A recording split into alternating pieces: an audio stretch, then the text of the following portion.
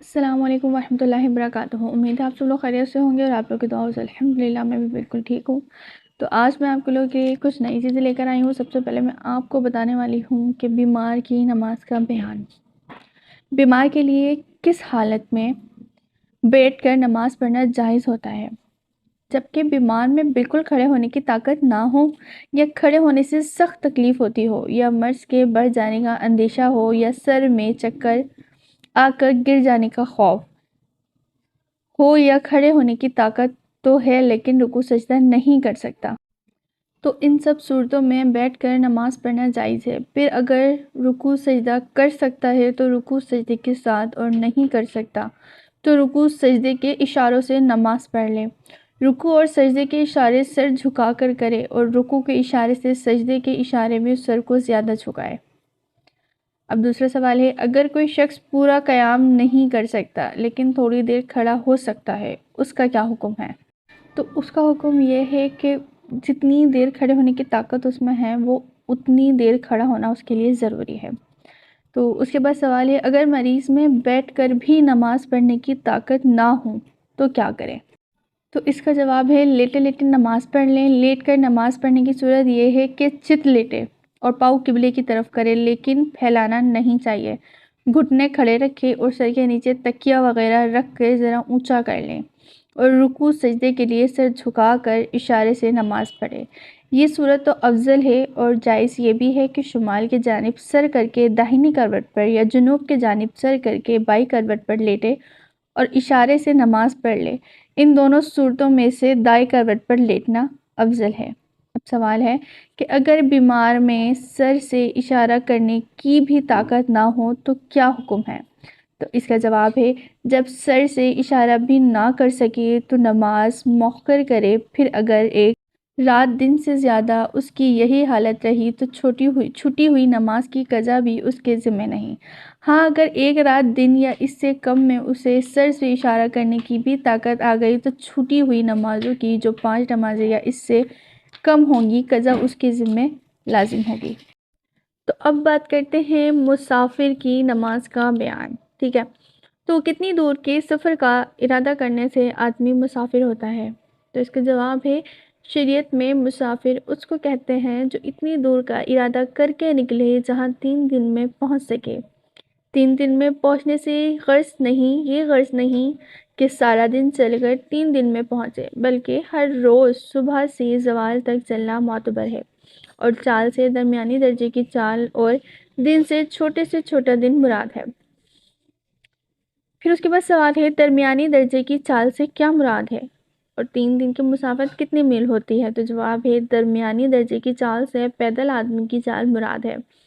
اور ٹھیک بات تو یہی ہے کہ 3 منزل کی مسافت معتبر ہے، لیکن آسانی کے لیے 48 میل کی مسافت 3 منزل کے برابر سمجھ لی گئی ہے۔ اب سوال ہے، اگر کوئی شخص ریل یا گھوڑا گاڑی یا موٹر پر اتنی دور کا ارادہ کر کے چلے جہاں پیدل آدمی 3 دن میں پہنچتے ہیں تو اس کا کیا حکم ہے؟ تو اس کا جواب ہے، یہ مسافر ہو گیا، خواہ کتنی ہی جلدی پہنچ جائے۔ پھر سوال ہے، مسافر کی نماز میں کیا فرق ہوتا ہے؟ تو جواب ہے، مسافر ظہر اور عصر اور عشاء کی نماز بجائے 4 رکعت کے 2 رکعت پڑھتا ہے، اور فجر، مغرب اور وتر کی نماز اپنے حال پر رہتی ہیں، ان میں کوئی فرق نہیں ہوتا۔ پھر اس کے بعد سوال ہے، 4 رکعتوں والی نمازوں کی 2 رکعتیں پڑھنے کو کیا کہتے ہیں؟ تو اسے قصر کہتے ہیں۔ پھر سوال ہے، مسافر کس وقت سے قصر شروع کرے؟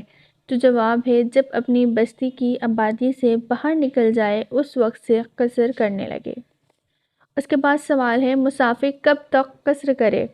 تو جواب ہے، جب تک سفر میں رہے اور کسی شہر یا قصبے یا گاؤں میں پہنچ کر وہاں 15 دن ٹھہرنے کی نیت نہ کر لے، اس وقت تک نماز قصر کرتا رہے، اور جب کسی جگہ 15 دن ٹھہرنے کی نیت کر لی تو نیت کرتے ہی پوری نماز پڑھنے لگے۔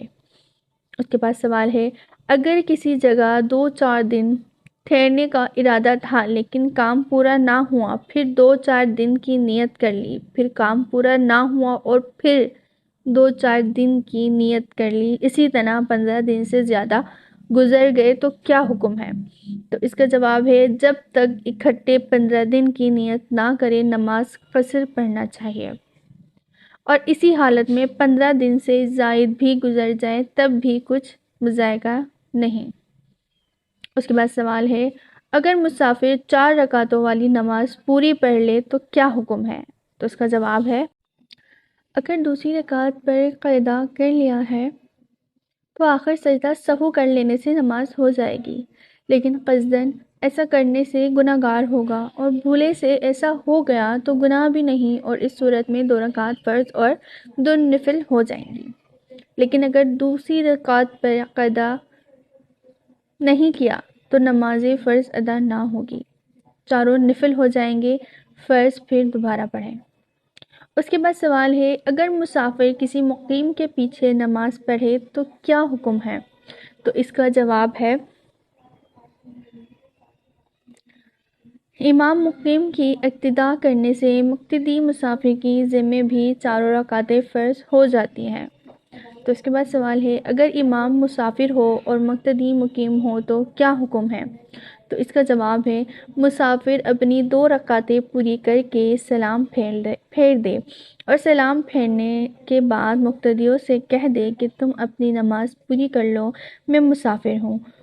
مقتدی نبی سلام پھیرے کھڑے ہو جائیں اور اپنی اپنی 2 رکعتیں پوری کر لیں، لیکن ان دونوں رکعتوں میں فاتحہ اور سورت نہ پڑھیں، اور اگر کوئی سہو ہو جائے تو سجدہ سہو بھی نہ کرے۔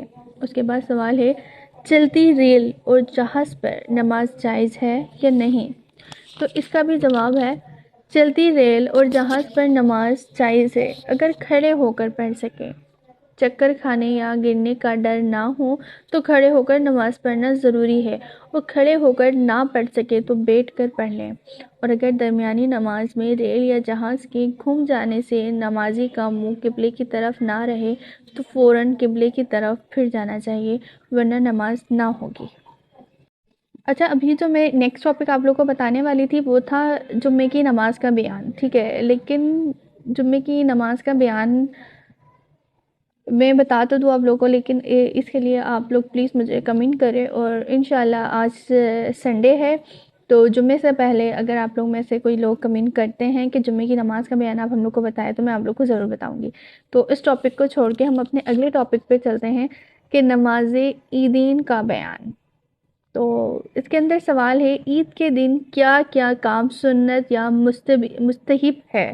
تو اس کا جواب ہے غسل اور مسواک کرنا، اپنے لباس میں سے اچھا لباس پہننا، خوشبو لگانا، اور عید الفطر میں جانے سے پہلے کھجورے یا کوئی میٹھی چیز کھانا، اور صدقہ فطر ادا کر کے جانا، اور عید الاضحیٰ میں نماز کے بعد آ کر اپنی قربانی کا گوشت کھانا، عیدگاہ میں عید کی نماز پڑھنا، پیدل جانا، ایک راستے سے جانا اور دوسرے سے واپس آنا، عید کی نماز سے پہلے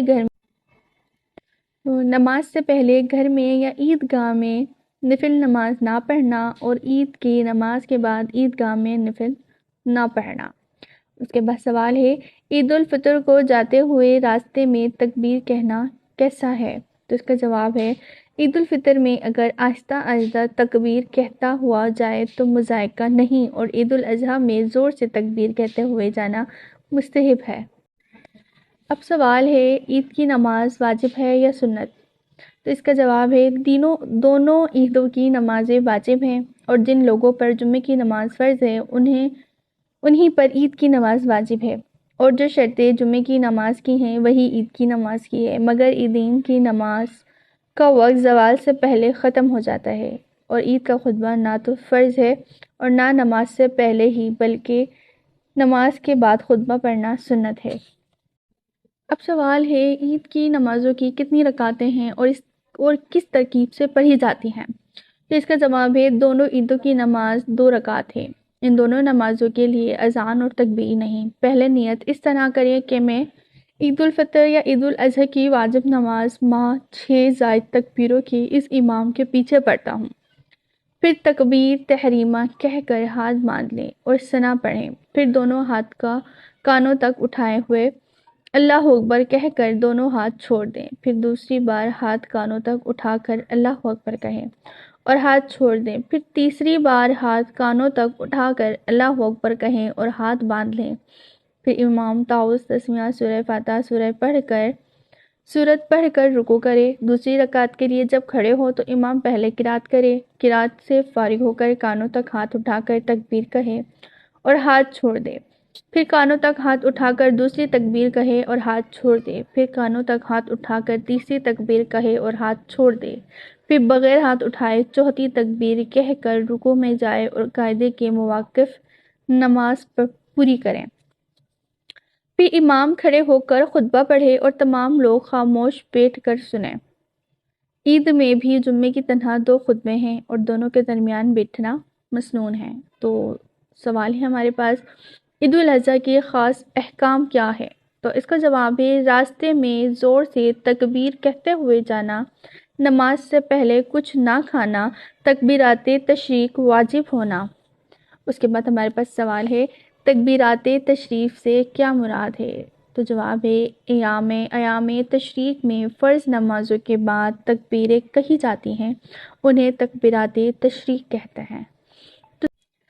تو سوال ہے، ایام تشریق کون کون سے ہیں؟ تو جواب ہے، ایام تشریق 3 دن کا نام ہے۔ ماہ ذی الحج کی 11ویں، 12ویں، 13ویں تاریخوں کو ایام تشریق کہتے ہیں۔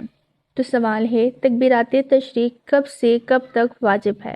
تو جواب ہے، یوم عرفہ، یوم نحر اور 3 دن ایام تشریق کے کل 5 دن کہی جاتی ہے۔ یوم عرفہ ذی الحج کی 9ویں تاریخ کو اور یوم نحر 10ویں تاریخ کو کہتے ہیں۔ 9ویں تاریخ کو نماز فجر کے بعد سے تکبیر شروع ہوتی ہے اور پھر ہر فرض نماز کے بعد 13ویں تاریخ کی عصر تک تکبیر کہنا واجب ہی۔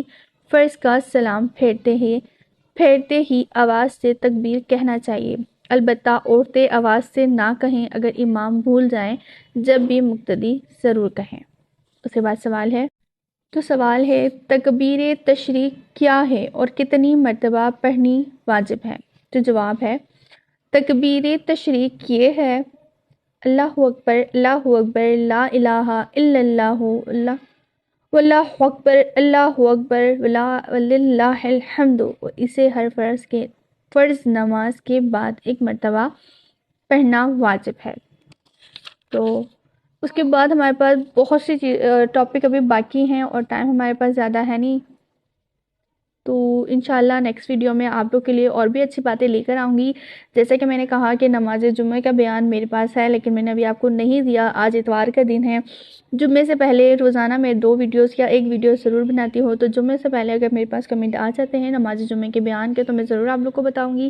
جب تک کے لیے اللہ حافظ۔ اگر آپ لوگ کو میری ویڈیوز پسند آتی ہیں تو لائک ضرور کیا کریں، اور ان باتوں کو ہمیشہ کی طرح میں کہوں گی کہ دوسرے لوگوں کے ساتھ شیئر کرنا اچھی بات ہے، شیئر کیا کریں، ثواب کمایا کریں، اور میرے چینل کو سبسکرائب کرنا مت بھولیں، اور نیو آنے والی ویڈیوز کو دیکھنے کے لیے بیل آئیکن ضرور دبا دیں۔ جب تک کے لیے اللہ حافظ۔